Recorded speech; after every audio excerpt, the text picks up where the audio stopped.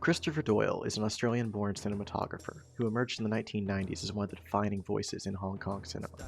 As one of the most accomplished cinematographers in Hong Kong during the 90s and 2000s, much of Doyle's work, especially his early work, is trying to capture a vivid impression of a city. Neon lights, narrow hallways, and cramped stores are a hallmark of his early films. Doyle has made over 120 films over the course of his career, and in this video we will be examining the style of 5 of those films. Chungking Express, released in 1994, Fallen Angels, released in 1995, In the Mood for Love, released in 2000, Hero, released in 2002, and The Limits of Control, released in 2009. When asked, how come all of your films are so different visually, Doyle replies, because they are all shot in different locations. There is no style to the film. The style comes from the space, the process, the limitations we have, and the people with whom we work. So, it's not me imposing something on the film, it's the film emerging from those conditions. This approach to cinematography is at the center of Doyle's iconic yet varied style. When you think of a Christopher Doyle film, you think of a multitude of unique choices from those films, but they are usually limited to only a few entries in his filmography. His method of allowing the location to dictate the style is how Doyle's work can be so varied and yet so consistently recognizable. The atmosphere of Doyle's work is always at the forefront, and his acceptance and enhancement of location is one of the core elements that make his work so beautiful. When composing a shot, Doyle often uses foreground objects and frames within frames to express the emotions of a scene and to make the environment feel more impactful in the story. While dirty frames are a technique that Doyle has used throughout his career, the film In the Mood for Love stands out in its near constant use of frames within frames. Speaking on the film, Doyle said that the spaces in which we work, especially in Asia, were always confined. On In the Mood for Love, there wasn't even space for the tripod in many locations. Real locations inform the film. The close quarters that the two main characters live in is an important aspect of the film, as is the loneliness that they share. The framing of characters within shots helps the viewer to relate to their isolation while also feeling the influence of their intimate, cramped apartments.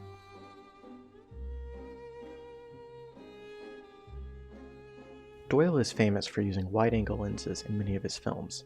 This is especially prevalent in his work in Hong Kong, where the cramped locations needed a wide lens to get everything in frame.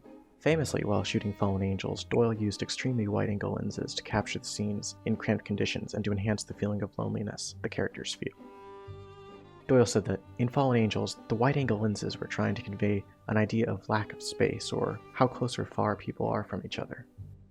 The wide-angle lenses create distance between characters. People need to be right up against each other to appear close, which enhances the themes of loneliness that are often at the core of his films. Lenses this wide are rarely used for close-ups of people's faces as they distort them to an extreme degree. But Christopher Doyle and director Wong Kar-wai decided that the look of the film was more important than the beauty of the actors. Doyle's approach to lighting is often based on enhancing what is already present. In Fallen Angels and Chungking Express, much of the film is lit by neon lights present in the locations. Doyle says that, we made films that had a certain budget, and it was actually often stealing the neon light, which is very soft and non-directional, and has a certain quality and a certain beauty. While much of neon lighting is soft, he often uses hard lighting and harsh shadows in his work. The lighting is often full of color, and is not always flattering, but it gives a strong impression of the spaces that it is shot in, and it helps to build the ambience of the film.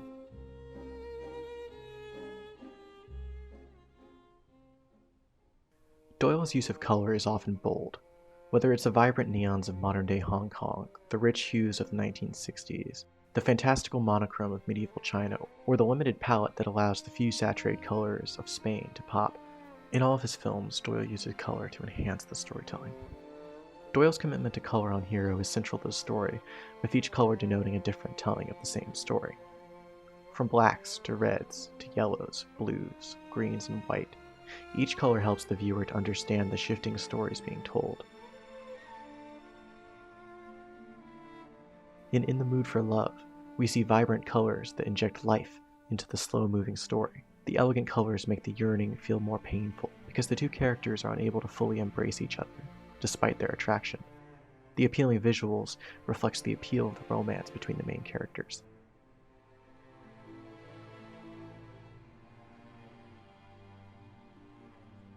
In many of his films, time is manipulated to enhance scenes. Slow motion is used to extend and lend emphasis to scenes, perhaps best shown in The Mood for Love, where slow motion sequences make the viewer contemplate the importance of Mrs. Chan and Mr. Chow passing each other off camera.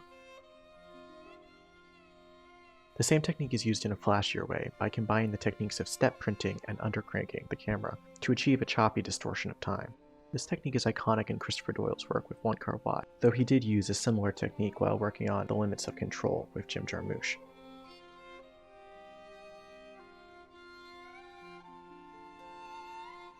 Camera movement is always center stage in a Christopher Doyle film.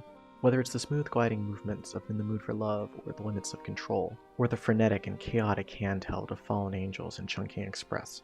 Even in his more polished works, there are sometimes dramatic movements that are made more impactful by their infrequency. In Fallen Angels and Chungking Express, the camera moves with a chaotic urgency that makes the space feel alive. We aren't just seeing these scenes, we are in them, exploring them and running for our lives. In contrast to his earlier work, in The Limits of Control, most of the film has a smooth movement that enhances the dreamlike quality of the film, but the very last shot deviates by having the camera taken off the tripod before the movie cuts to black. This unusual camera movement tells the viewer that the slow-paced dream is over, and that it's time to wake up. While some techniques are consistent throughout his work, Doyle's style changes to suit the story that is being told. His early work is grittier and more chaotic, while much of his more recent work is slower and more reserved, having a less aggressive use of color. He uses the techniques discussed in this video effectively, rooting the viewer in the world of the film and enhancing the emotions of the story.